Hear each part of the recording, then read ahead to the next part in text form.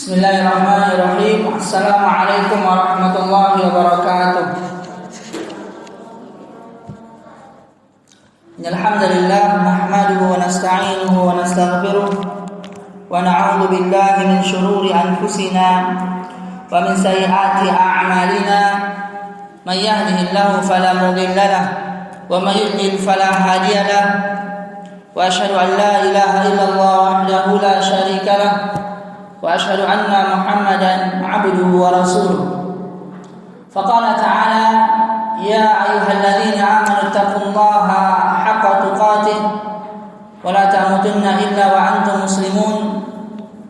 Ya ayyuhan nasu taqu rabbakum alladzi khalaqakum min nafsin wahidah wa khalaqa minha zawjaha wa bassa minhuma rijalan katsiran wa nisaa'a wattaqullaha alladzi tasaaluna bihi wal arham innallaha kana 'alaikum raqiba. Ya ayyuhalladzina amanu taqullaha wa qulu qawlan sadida yuslih lakum a'malakum wa yaghfir lakum dhunubakum wa may yuti'illaha wa rasulahu faqad faza fawzan 'azima. Amma ba'd, fa inna asdaqal hadithi kitabullah wa khairal hadi hadi Muhammadin sallallahu alaihi wasallam wa syarrul umuri muhdatsatuha wa kullu muhdatsatin bid'ah wa kullu bid'atin dalalah wa kullu dalalatin finnar. Segala puji hanya untuk Allah Subhanahu wa taala yang telah mengumpulkan kita pada pagi hari yang berbahagia ini bersama-sama duduk untuk menambah keimanan di majelis ilmu, untuk menambah keimanan bersama, untuk menguatkan ini faedah-faedah, pengetahuan-pengetahuan tentang agama Islam, yang mana Allah Subhanahu wa taala mengangkat derajat orang-orang yang beriman, yang mereka juga berilmu. Allah Subhanahu wa taala dalam Quran surah Al-Mujadalah atau Mujadilah berfirman, "Yarfa'illahu alladhina amanu minkum walladhina utul 'ilma darajat." Allah mengangkat derajat orang-orang yang beriman di antara kalian dan orang-orang yang diberikan ilmu beberapa derajat.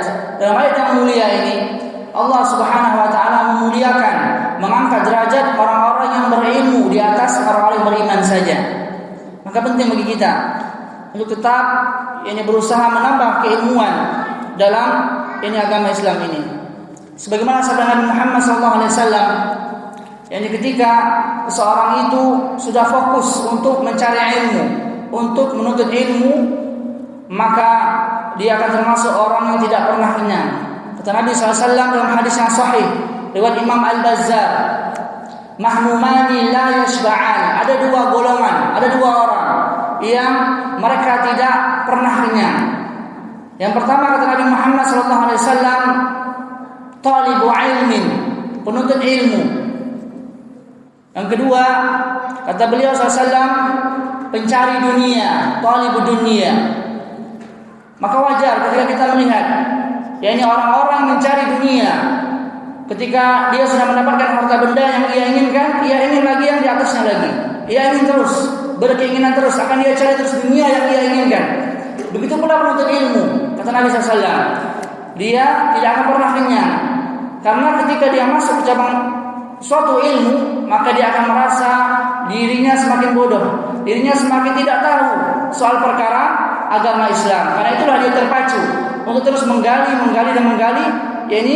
ilmu agama Islam ini. Dan kita ketahui bersama sebagaimana perkataan Al-Imam Ibnu Abdul Bar dan yang lainnya dinukil juga oleh Al-Imam Asy-Syafi'i rahimahullahu taala, bahwasanya beliau berkata, "Ta'allam falaysa al-mar'u yuladu 'aliman wa laysa akhu 'anka man huwa jahil." Belajarlah engkau, karena sesungguhnya seseorang itu tidaklah dilahirkan dalam keadaan cerdas, dalam keadaan alim, dalam keadaan mengetahui. Tidak. Kita semua dilahirkan, jadi ibu-ibu semua, kita dilahirkan dalam keadaan tidak mengetahui apa-apa. tidak mengetahui apa-apa. Karena itu nasihat dari Al-Imam Asy-Syafi'i, begitu pula dinukil oleh Al-Imam Ibnu Abdul Bar, belajarlah engkau, karena sesungguhnya setiap orang itu dilahirkan dalam keadaan tidak pandai, tidak alim, tidak mengetahui. Walaysa akhu ilmin kaman huwa jahil. Dan berbeda orang yang mengetahui, orang yang berilmu dengan orang yang tidak mengetahui, dengan orang yang tidak memahami suatu ilmu, maka berbeda sekali. Penting bagi kita ini untuk terus merasa yang diri ini hina, kurang sisi Allah Subhanahu wa taala. Karena itu doa yang diajarkan kepada Nabi Muhammad SAW dalam Al-Quran surah Thaha, wa qur rabbi zidni ilma, dan katakanlah, wahai Rabbku, tambahkanlah kepadaku ilmu. Perhatikan di sini faedah yang sangat besar sekali, sangat agung. Ketika Nabi SAW diperintahkan oleh Allah Subhanahu wa taala untuk meminta kepada Allah Azza wa Jalla, apa yang diminta? Yakni ilmu, bukan harta. Ya, bukan harta, tapi dalam ayat ini disebutkan ilmu. Tambahkanlah kepadaku yakni ilmu. Maka penting sekali. Dengan ilmu, yakni ibu semuanya, dengan ilmu kita bisa mengetahui nantinya mana yang itu perkara tauhid, mana yang kebalikannya berupa kesyirikan. Dengan ilmu lah kita akan bisa menjauhi kesyirikan nantinya. Dengan ilmu kita akan paham bagaimana tata cara salat yang benar. Sebagaimana sabda Nabi Muhammad SAW, "Shallu kama ra'aitumuni usalli." Salatlah kalian sebagaimana kalian melihat ini aku salat. Dalam hadis yang sahih. Begitu pula dengan ilmu kita akan bisa lebih taat kepada suami kita di rumah.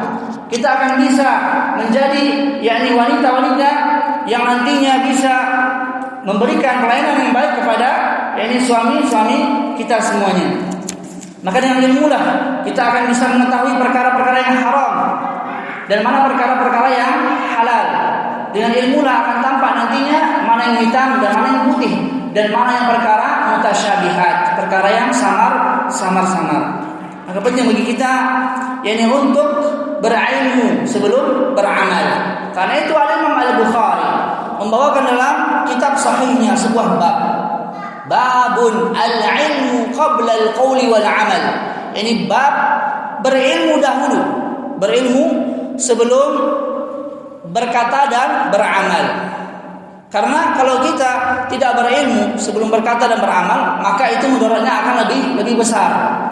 Ketika seseorang tidak mengetahui sebuah kesyirikan, contohnya seperti tatoyur, merasa sial dengan adanya yakni burung atau sesuatu yang membuat dia merasa sial, sehingga dia membatalkan suatu kegiatan yang akan ia lakukan karena perasaan sial atau perasaan yang itu membuat dia tidak bisa beraktivitas. Maka ini sebuah kesyirikan. Kata Nabi SAW, at-tiyaratu syirkun, yakni tiarah, sifat merasa sial itu seperti adanya ketika mau bersafar ada burung gagak lewat, atau ada kupu-kupu, atau ada cicak mati, atau tertabrak kucing, maka merasa sial, merasa akan terjadi keburukan kepadanya, maka ini tidak boleh dan termasuk ke dalam ini kesyirikan. Nah, ketika kita sudah berilmu, sudah mengetahui hal ini, maka akan jelas bagi kita memperingati yakni suami-suami kita dengan baik. Begitu pula mengajarkan anak-anak kita tentang hakikat tiarah itu, kesyirikan itu sendiri. Maka penting sekali dengan ilmu lah seseorang itu yakni bisa membedakan mana perkara yang benar dan mana perkara yang salah.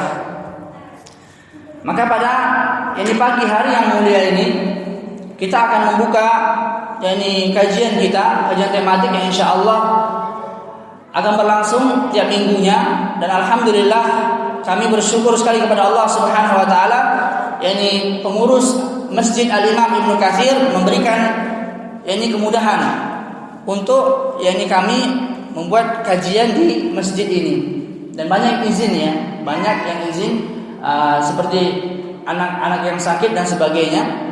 Jadi semoga minggu depan nantinya yang beberapa izin itu bisa hadir kembali bersama kita semuanya. Maka materi yang akan kami sampaikan pada pagi hari ini, yakni pentingnya bagi seorang muslimah pentingnya bagi seorang muslimah untuk mempelajari akidah, juga mempelajari tauhid bagi kehidupan sehari-harinya. Dari sisi mana pentingnya? Maka kita jelaskan, perkara tauhid adalah perkara yang utama, yang paling utama yang harus diketahui oleh seorang muslim. Orang itu bisa jadi dia kafir, enggak agama Islam, tapi akhlaknya baik, gitu kan? Akhlaknya baik, muamalahnya baik, tapi dia enggak beragama Islam. Maka sama saja. Itu hakikatnya dia tidak beradab kepada Allah Subhanahu wa taala. Dia tidak baik muamalahnya kepada Allah Subhanahu wa taala. Kenapa? Karena dia tidak menyembah kepada Allah Subhanahu wa taala. Maka penting ini bagi seorang muslimah untuk mempelajari tauhid. Lebih detailnya, yakni tauhid dari sisi rububiyah Allah Subhanahu wa taala.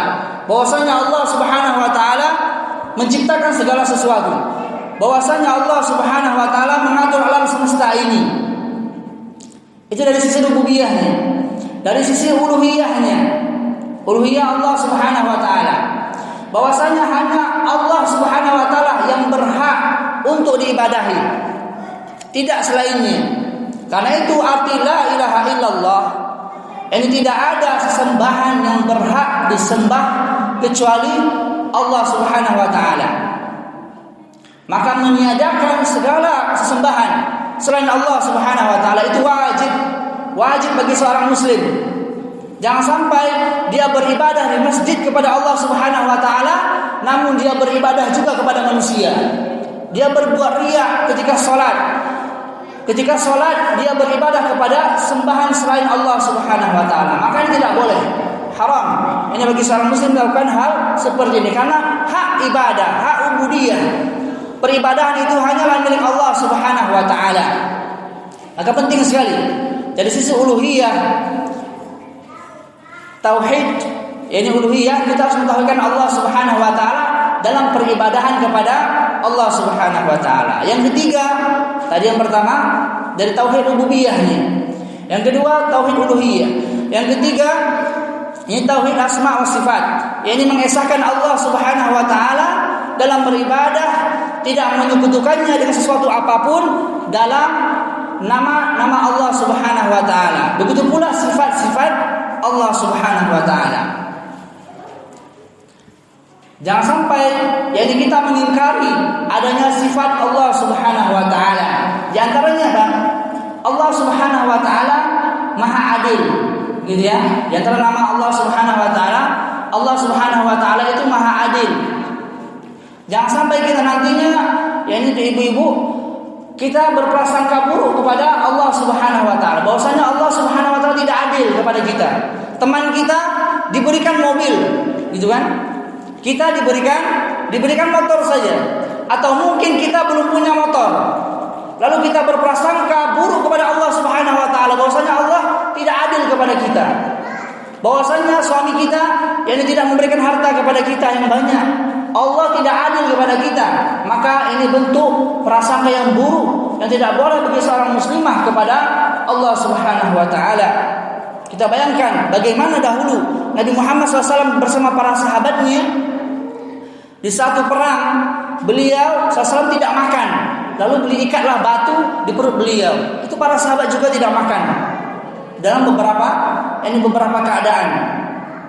Dan juga keadaan yang lain, Nabi Muhammad SAW bertanya kepada ibunda kita Aisyah, apakah di sisimu ada makanan? Maka Nabi Muhammad SAW berkata kepada ibunda kita Aisyah seperti itu. Apa jawaban ibunda kita? Tidak ada. Tidak ada. Apa kata Nabi Muhammad SAW? Kalau begitu aku berpuasa.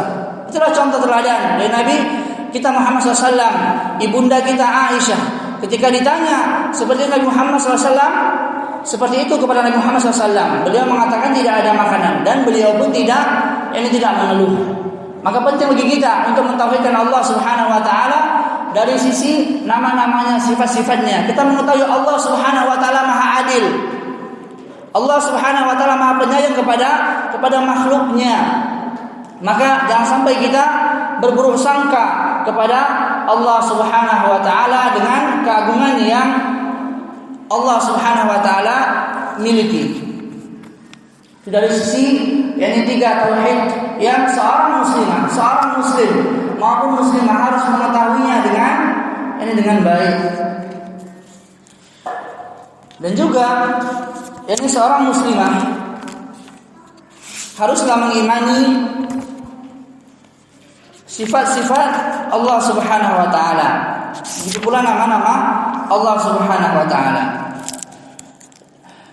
Faedah yang kami ambil dari kitab yakni Syarah Aqidah Wasithiyah ini milik Imam Ibnu Taimiyah rahimahullahu taala, bahwasanya beliau menyebutkan beberapa kaidah, beberapa prinsip-prinsip ini Ahlus Sunnah wal Jamaah dalam memahami nama dan sifat Allah Subhanahu wa taala. Ini berkaitan sekali dengan tauhid seorang muslim ataupun muslimah.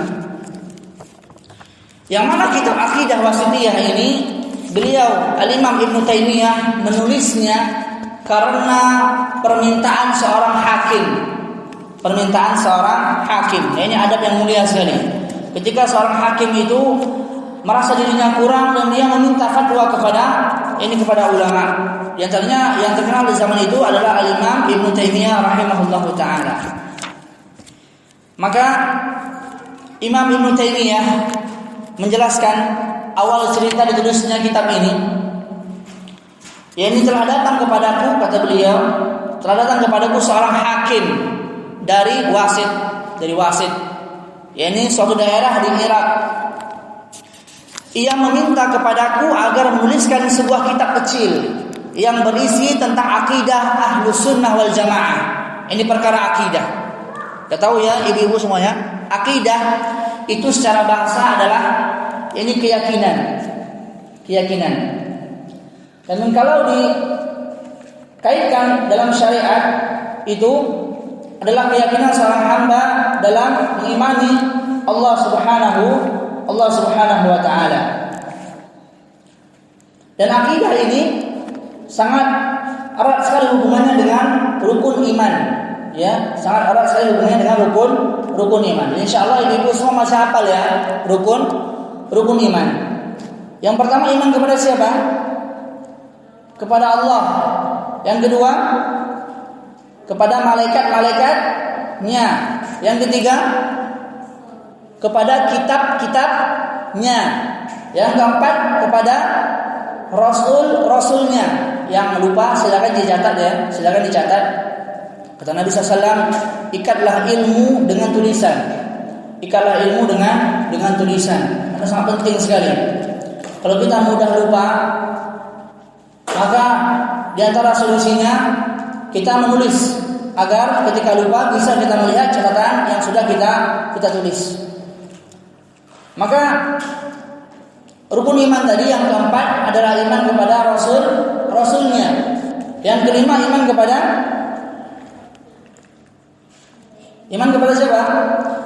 Antu'minu billah wa malaikatihi wa kutubihi wa rusulihi wal yaumil akhir. Yang kelima beriman kepada hari akhir, hari kiamat, hari akhir. Yang keenam beriman kepada takdir yang baik maupun takdir yang buruk. Ketika kita misalnya ditimpa musibah atau berupa penyakit, maka kita beriman kepada Allah Subhanahu wa taala bahwasanya penyakit itu adalah dari Allah Subhanahu wa taala. Dan itu bisa disebabkan oleh dosa-dosa kita. Ketika kita mendapatkan nikmat yang banyak dari Allah Subhanahu wa taala, misalnya suami ini gajian, Allah Subhanahu wa taala berikan ini uang yang berlimpah sehingga bisa membeli kenikmatan, maka itu semua adalah takdir yang baik dari Allah Subhanahu wa taala. Kita imani itu, beriman kepada takdir yang baik maupun takdir yang buruk. Nah, maka akidah itu secara syariat itu iman kepada Allah kepada para malaikatnya, kepada kitab-kitabnya, kepada para rasulnya, kepada hari akhir, serta beriman kepada qadar, takdir yang baik maupun takdir yang buruk. Ini penting sekali. Maka kita sambung tadi kisah mengapa Al-Imam Ibnu Taimiyah itu menulis kitab Aqidah Al-Wasithiyah. Aqidah Wasithiyah. Ketika ada seorang hakim dari Wasit, negeri Irak ya. Wasit itu daerah di negeri Irak. Maka ia meminta kepadaku agar menuliskan sebuah kitab kecil yang berisi tentang akidah Ahlus Sunnah wal Jamaah. Nama hakim tersebut adalah Radiyuddin Al-Wasithi. Ya, Radiyuddin Al-Wasithi, pengikut mazhab Syafi'i, Syafi'i. Dan waktu itu kata Imam Ibnu Taimiyah, aku sedang melaksanakan haji, kemudian mampir ke negeri Syam. Hakim ini adalah seorang yang baik, yang paham tentang agama. Kemudian ia mengadu kepadaku tentang apa yang terjadi di negeri Irak. Bahwasanya apa? Setelah Tartar mendudukinya, ya, pada saat itu Tartar menduduki Irak. Maka hakim ini meminta nasihat kepada Imam Ibnu Taimiyah. Mereka banyak yang tidak mengerti apa-apa dan dikuasai kezaliman serta hilangnya agama dan ilmu di negeri Irak. Pemahaman mereka sudah rusak. Jadi hakim ini meminta nasihat, meminta Imam Ibnu Taimiyah mengarang sebuah kitab yang kecil tentang akidah Ahlus Sunnah wal Jamaah. Maka kata Imam Ibnu Taimiyah, ia meminta kepadaku agar menuliskan sebuah kitab akidah yang nantinya akan menjadi pegangan untuk keluarganya dan untuk masyarakat di negeri Wasit, dekat Irak ya, di negeri Wasit. Maka mulanya aku tidak mau, karena menulis tentang masalah akidah itu sudah banyak oleh para ulama terdahulu. Jadi alasan Ibnu Taimiyah pertama, dia tidak mau. Kenapa? Karena banyak para ulama yang sudah menulis, mengarang kitab akidah, gitu kan? Maka kata Ibnu Taimiyah, tetapi dia memaksaku, dia tetap memaksaku. Hakim ini tetap memaksa Al-Imam Ibnu Taimiyah untuk menuliskan kitab tentang akidah Ahlus Sunnah wal Jamaah, sehingga aku pun menulis kitab tersebut, dari ba'da asar. Karena yang meminta dituliskannya kitab akidah ini adalah seorang hakim dari Wasit ya. Maka dinisbatkanlah nama kitab akidah ini menjadi Al-Aqidah Al-Wasithiyah.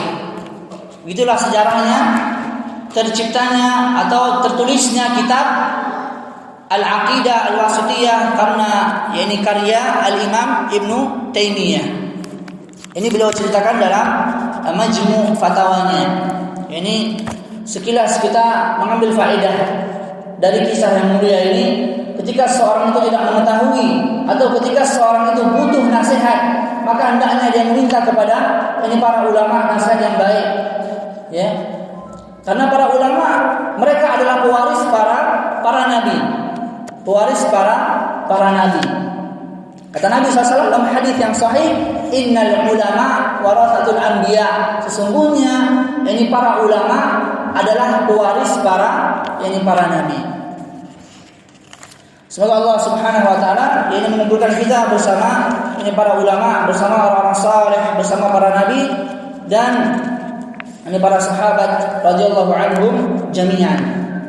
Maka di sini di antara prinsip memahami nama dan sifat Allah Subhanahu wa taala, itu yang pertama, wajib mengimani seluruh asmaul husna, seluruh nama-nama Allah Subhanahu wa taala yang paling baik, dan seluruh sifat-sifat Allah Subhanahu wa taala yang tinggi yang ditunjukkan oleh nama-nama itu, serta perbuatan-perbuatan yang timbul dari nama-nama itu. Maka wajib bagi kita beriman kepada nama-nama Allah Subhanahu wa taala seluruhnya dan sifat-sifatnya. Ini poin pertama yang disebutkan oleh Al-Imam Ibnu Taimiyah.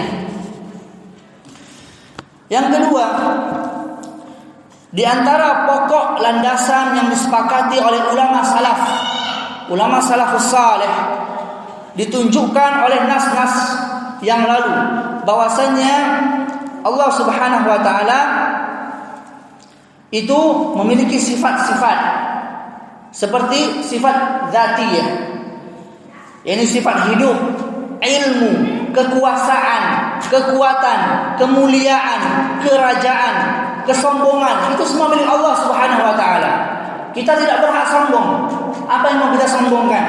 Kita hanyalah seorang manusia yang membawa kotoran kemana-mana di perut kita. Di antara para ulama menjelaskan seperti itu. Kita hanyalah seorang manusia yang membawa kotoran di perut kita kemana-mana. Apa yang mau kita sombongkan? Maka sifat sombong ini hanyalah milik Allah Subhanahu wa taala. Dan juga Allah Subhanahu wa taala mempunyai sifat fi'liyah. Bahwasanya ini berkaitan tentang perbuatan kehendak Allah Subhanahu wa taala di setiap waktu dan zaman. Nah, maka yang mengatur waktu ini Allah Subhanahu wa taala, yang mengatur zaman ini Allah Subhanahu wa taala. Maka janganlah kita menghina, mencaci maki zaman. Sebagaimana kata Allah Subhanahu wa taala bahwasanya Allah ciptakan kebaikan dan juga keburukan itu untuk menguji kita. Kata Allah Subhanahu wa taala dalam Al-Qur'an, "Kullu nafsin dha'iqatul maut." Setiap jiwa akan merasakan yang namanya kematian. Wa nabluukum bisyarri wal khairi fitnah. Dan kami uji kalian. Perhatikan di sini di garis bawahi, dan kami uji kalian bisyarri wal khairi fitnah, dengan keburukan dan dengan kebaikan sebagai fitnah, ujian. Fitnah dalam bahasa Arab itu ujian. Kalau fitnah dalam bahasa Indonesia itu tuduhan, ya. Sebagaimana yang kita ketahui bersama. Kalau fitnah dalam bahasa Arab, dalam bahasa Indonesia ya, dalam bahasa Indonesia itu seperti tuduhan yang tidak benar. Tapi kalau dalam bahasa Arab, fitnah itu artinya ujian. Bisa kita lihat Al-Qur'an. Dalam Al-Qur'an, dalam ayat ini, wa nabluukum bisyarri wal khairi fitnah, dan kami uji kalian dengan keburukan dan kebaikan sebagai fitnah, sebagai ujian. Dalam bahasa Arab. Wa ilaina turja'un. Dan hanya kepada Allah lah kita akan kembali yang nantinya. Dan juga sifat fi'liyah ini berkaitan dengan perbuatan Allah Subhanahu wa taala dalam penciptaan dan urusannya. Maka mereka ulama Ahlus Sunnah mengimani bahwa Allah berbuat menurut apa yang Dia kehendaki. Sebagaimana Allah Subhanahu wa taala jelaskan dalam Al-Qur'an, la yus'alu amma yaf'alu wa hum yus'alun. yakni Allah Subhanahu wa taala tidak ditanya tentang apa yang Dia lakukan, tentang apa yang Dia kerjakan. Wa hum yus'alun, sedangkan merekalah, yakni manusia nantilah yang akan ditanya di hadapan Allah Subhanahu wa taala. Maka Allah Subhanahu wa taala, sekali lagi kami nasihatkan untuk diri kami pribadi dan ibu-ibu semuanya, yakni untuk berbaik sangka kepada Allah Subhanahu wa taala. Jangan kita berburuk sangka.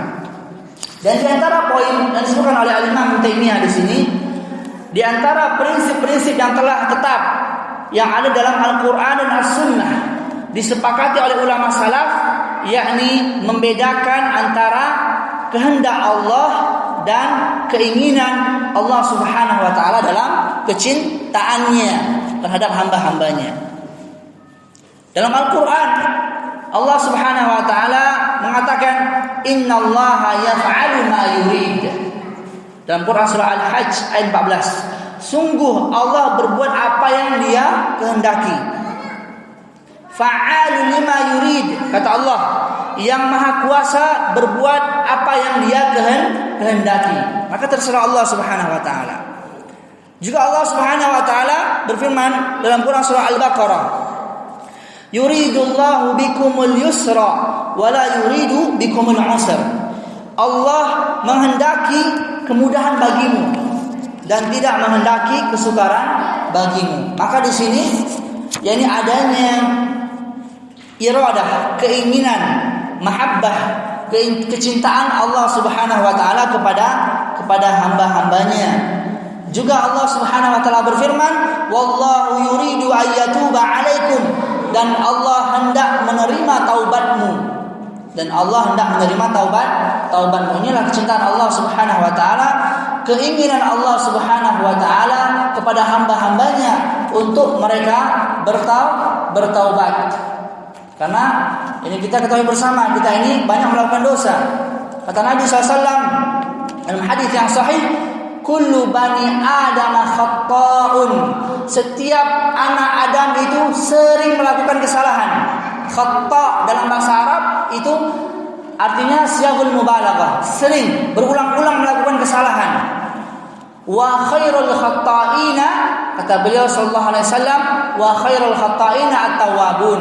Dan sebaik-baik orang yang sering melakukan kesalahan, yakni orang-orang yang sering melakukan kesalahan adalah orang-orang yang sering bertaubat kepada Allah Subhanahu wa taala. Karena itu kita tahu orang yang paling mulia, orang yang paling bertakwa di atas dunia ini, Nabi Muhammad SAW bertaubat lebih dari 70 kali dalam sehari. Dan riwayat yang lain 100 kali dalam sehari. Itu beliau SAW beristighfar, bertaubat kepada Allah Subhanahu wa taala, yang beliau adalah seorang rasul, seorang nabi yang tidak luput dari kesalahan, bertaubat kepada Allah Subhanahu wa taala. Maka bagaimana dengan kita? Maka hendaknya kita mencontoh, mengikuti, berusaha untuk menjadikan beliau teladan dalam beristighfar kepada Allah Subhanahu wa taala. Dan yang keempat, di antara prinsip akidah Ahlus Sunnah wal Jamaah yang telah tetap, bahwasanya mereka menetapkan ketinggian Allah Subhanahu wa taala di atas makhluknya. Kalau sudah tinggi, berarti Allah itu di bawah atau di atas? Kalau sudah tinggi, berarti Allah itu di atas atau di bawah? Di atas ya, di atas. Dan istiwanya di atas arasy. Dan ini merupakan pokok prinsip paling besar yang membedakan antara Ahlus Sunnah dan Jahmiyah, Mu'tazilah dan Asy'ariyah. Jadi ada beberapa kelompok-kelompok yang menyimpang ya. Nanti akan kita jelaskan di pertemuan-pertemuan selanjutnya. Namun yang penting di sini akidah Ahlus Sunnah wal Jamaah, bahwasanya mereka menetapkan ketinggian Allah Subhanahu wa taala di atas makhluknya. Dan ini banyak sekali dalam Al-Qur'an yang menjelaskan bahwasanya Allah Subhanahu wa taala yakni maha tinggi. Nah, suatu kisah pernah terjadi. Ada seseorang yang berkhutbah di suatu kampung. Saat itu saya hadir di khutbah beliau. Maka yang berkhutbah ini menceritakan bahwasanya Allah itu berada di hati kita. Allah itu di mana-mana. Allah itu tidak bertempat. Nah, maka ini akidah yang menyimpang. Setelah beliau selesai khutbah, maka saya tunggu semua orang, semua jemaah pergi. Maka saya datangi beliau yang berkhutbah tadi, dan saya katakan, bagaimana firman Allah Subhanahu wa taala, "Amintum man fis sama'?" Apakah engkau merasa aman dengan siapa yang ada di atas langit, yaitu Allah Subhanahu wa taala? Bagaimana firman Allah Subhanahu wa taala yang menjelaskan Allah di atas langit, Allah bersemayam di atas arasy? Banyak sekali ayat yang menjelaskan hal tersebut. Ya, dan apa tanggapan beliau? Kata guru saya seperti itu. Nah, ini dia. Ini keyakinan jahiliyah seperti ini. Kata guru saya seperti itu. Enggak bisa kita katakan seperti itu. Ketika seorang guru itu salah, ketika seorang guru itu sudah menyimpang, sudah tidak lagi berjalan di atas Al-Quran dan As-Sunnah, maka kita berlepas diri. Kita kembali kepada Allah dan Rasulnya. Allah dan Rasulnya menjelaskan bahwasanya Allah Subhanahu wa taala bersemayam di atas arasy dalam Al-Quran. Allah katakan Ar-Rahmanu 'alal 'arsy istawa. Ini Ar-Rahman di atas arasy beristiwa. Begitu kan? Begitu pula Nabi Muhammad SAW ketika beliau bertanya kepada seorang budak wanita, "Aina Allah?" Di manakah Allah? Maka apa jawaban budak wanita tersebut? fis sama, di atas langit. Lalu apa kata beliau SAW kepada budak wanita tersebut? Siapa aku? Engkau adalah Rasulullah, engkau adalah utusan Allah. Maka apa kata Nabi Muhammad SAW kepada budak wanita itu? Fa'atiqha, ay merdekakanlah dia, karena dia seorang mukminah, seorang wanita yang beriman. Dengan dasar apa? 2 pertanyaan saja. Di manakah Allah dan siapa aku? Ini faedah yang mulia sekali. Dan akhirnya sang khatib tadi yang berkhutbah tadi, ini tidak menerima apa yang telah kami ini sampaikan. Nah, ini berbahaya sekali. Kalau fitnah-fitnah tentang syubhat, tentang akidah ini sudah menyebar di masyarakat, berbahaya sekali. Kalau kita berkeyakinan bahwasanya Allah di mana-mana, berarti Allah ada di lubang WC, Allah ada di got, eceran, tempat yang kotor. Subhanallah. Maka maksudnya Allah Subhanahu wa taala dari hal-hal yang mereka sifati. Maka Ahlus Sunnah wal Jamaah menetapkan ketinggian Allah Subhanahu wa taala di atas makhluknya. Dan ini Allah sendiri yang menyatakan dalam Al-Qur'an. Ini Allah sendiri yang menyatakan dalam Al-Qur'an. Dan di antara pokok yakni Ahlus Sunnah wal Jamaah yang ditulis oleh Imam Taimiyah di sini, bahwasanya mereka menetapkan ma'iyah, kebersamaan Allah Subhanahu wa taala. Nah ini. Nah, apakah kebersamaan itu Allah Subhanahu wa taala berada di samping kita? Apakah ketika kita tidur Allah Subhanahu wa taala juga berada di samping kita? Apakah seperti itu pemahamannya? Maka tidak. Di sini yakni yang dimaksud ma'iyah, kebersamaan, yang dikatakan ulama Ahlus Sunnah wal Jamaah, menunjukkan bahwa ilmu Allah meliputi hamba-hambanya. Ilmu Allah meliputi hamba-hambanya. Dan Allah akan membalas mereka sesuai dengan amal-amal yang mereka kerjakan. Ini ilmu Allah Subhanahu wa taala. Jadi maksud kebersamaan di sini, Allah Subhanahu wa taala mengetahui apa yang kita kerjakan, apa yang kita lakukan. Bukan berarti Allah Subhanahu wa taala di samping kita atau di bawah kita. Enggak. Subhanallah, maha suci Allah dari apa yang mereka sifati. Begitu ya. Dan di antara prinsip dasar yakni akidah Ahlussunnah wal Jamaah menetapkan keesaan Allah dan seluruh sifat yang sempurna hanya milik Allah Subhanahu wa taala. Tidak ada sekutu bagi Allah dan tidak ada yang serupa dengannya.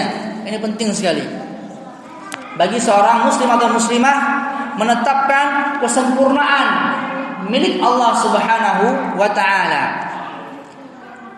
Dan di antara prinsip juga akidah Ahlussunnah wal Jamaah bahwasanya mereka menetapkan bahwa kaum mukminin akan melihat Allah nantinya di surga. Ini kenikmatan yang sangat agung sekali, yang besar sekali, yang didambakan oleh seorang muslim maupun muslimah, melihat bagaimana rupa Allah Subhanahu wa taala.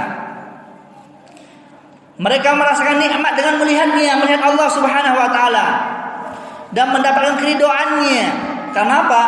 Allah Subhanahu wa taala yang memberikan mereka nikmat. Kata Allah Subhanahu wa taala dalam Quran surah Al-Qiyamah ayat 22, wujuhu yauma idzin nadhirah. Pada hari ada wajah-wajah yang berseri-seri, wajah yang berseri-seri karena gembira, senang.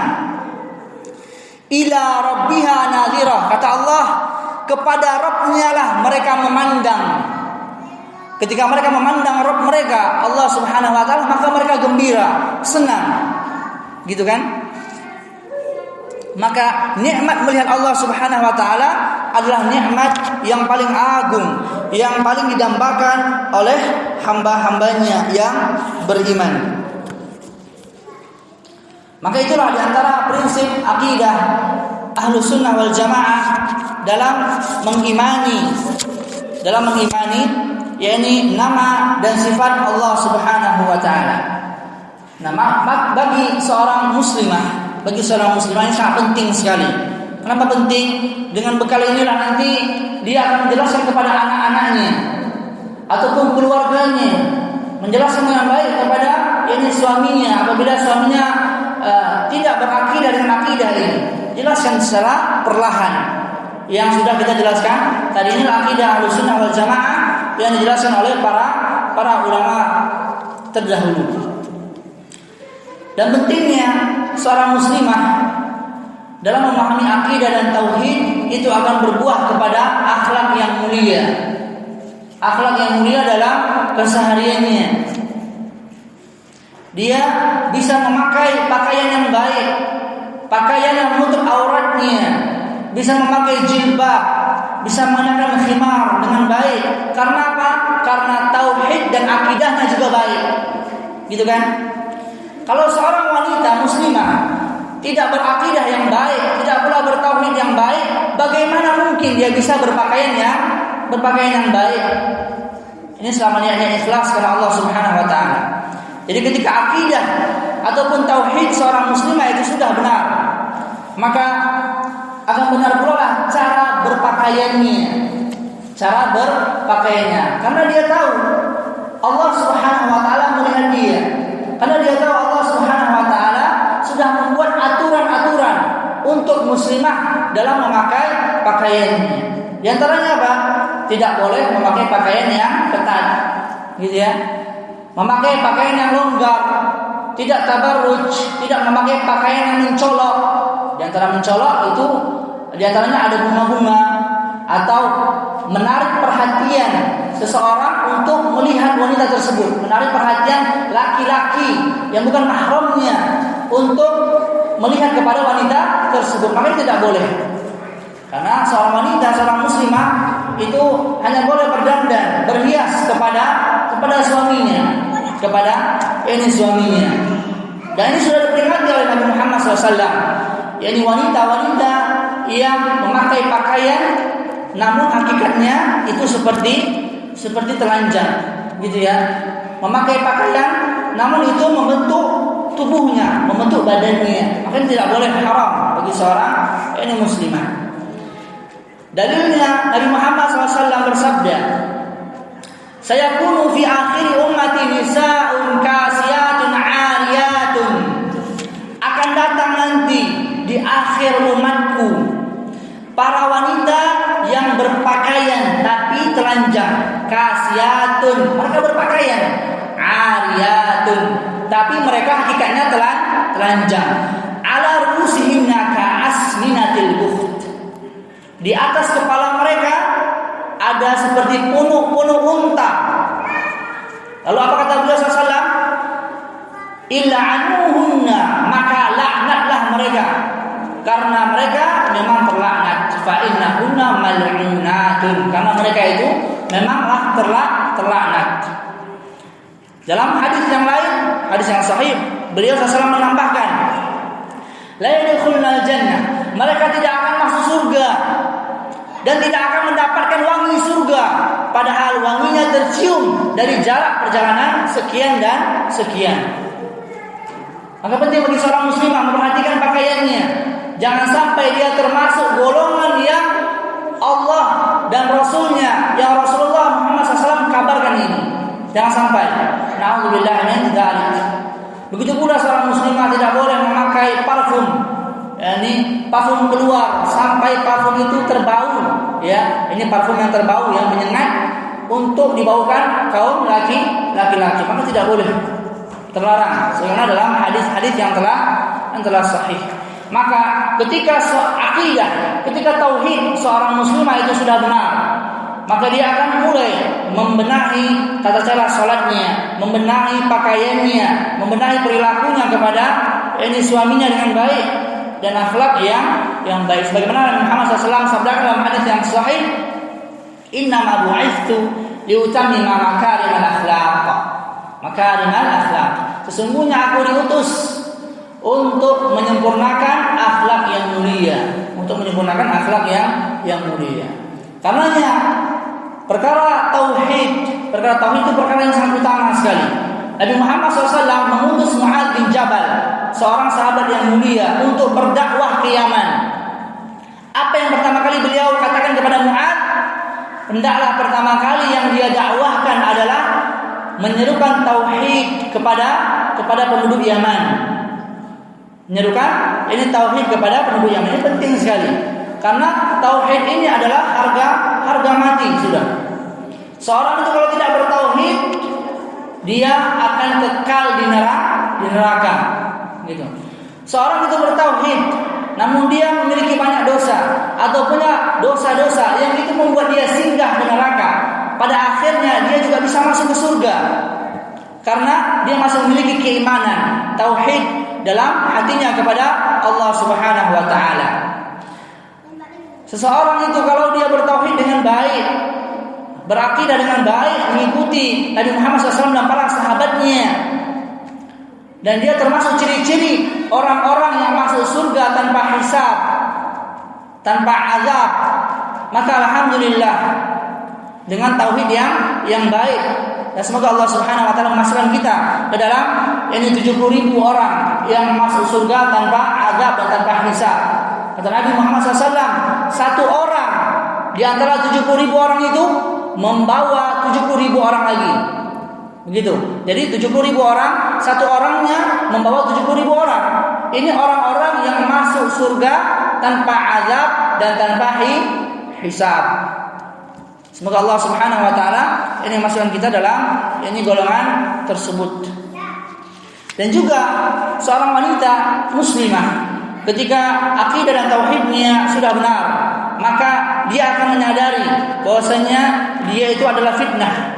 Dia itu adalah ujian bagi kaum laki-laki. Sebagaimana dalam hadis yang sahih dari Imam Bukhari, bahwasanya Nabi Muhammad SAW bersabda, "Ma taraktu fitnatan adarra 'ala rijal minan nisa." Tidaklah aku tinggalkan sebuah fitnah yang lebih berbahaya bagi kaum laki-laki kecuali fitnahnya kaum wanita, ujiannya kaum wanita. Ini berbahaya sekali. Maka hendaknya kaum wanita mengetahui bahwasanya dia itu adalah ini ujian bagi kaum laki-laki. Kalau sudah tahu ujian, tidak perlu lagi selfie, mengumbar aurat, mengumbar bentuk tubuh dan sebagainya. Karena itu semua adalah sarana-sarana untuk mengantarkan kepada fitnah. Bisa memfitnah, menguji kaum laki-laki. Begitu pula seorang wanita muslimah yang akidah dan tauhidnya sudah benar, maka dia akan menyadari bahwasanya dia tidak boleh menyerupai kaum lain selain kaum Islam. Kata Nabi Muhammad SAW, "Man tashabbaha biqaumin fahuwa minhum."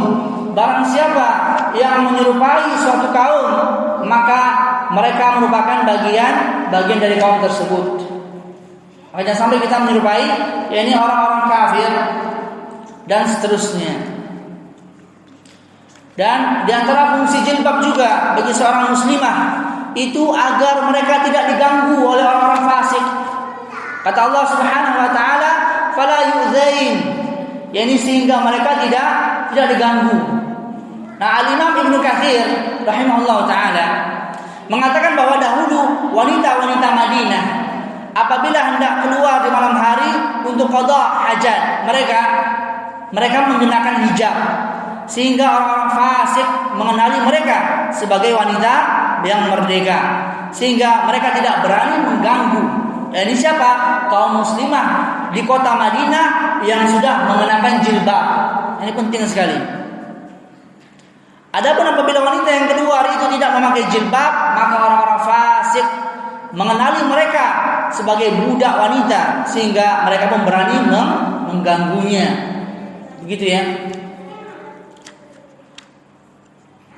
Nah, itu yang bisa kami sampaikan ini pada pagi hari ini. Mungkin khawatir nanti kelamaan, khawatir bosan pula. Semoga ini apa yang kami sampaikan pada pagi hari ini bermanfaat untuk diri kami pribadi dan umat semuanya. Dan semoga Allah Subhanahu wa taala ini membantu kita untuk mengamalkan ilmu yang sudah kita ketahui. Karena buah dari ilmu itu adalah amal. Ini bisa kami sampaikan pada pagi hari yang berbahagia ini. Allahu a'lam bishawab. Subhanakallahumma bihamdika asyhadu an la ilaha illa anta astaghfiruka wa atubu ilaik. Assalamualaikum warahmatullahi wabarakatuh.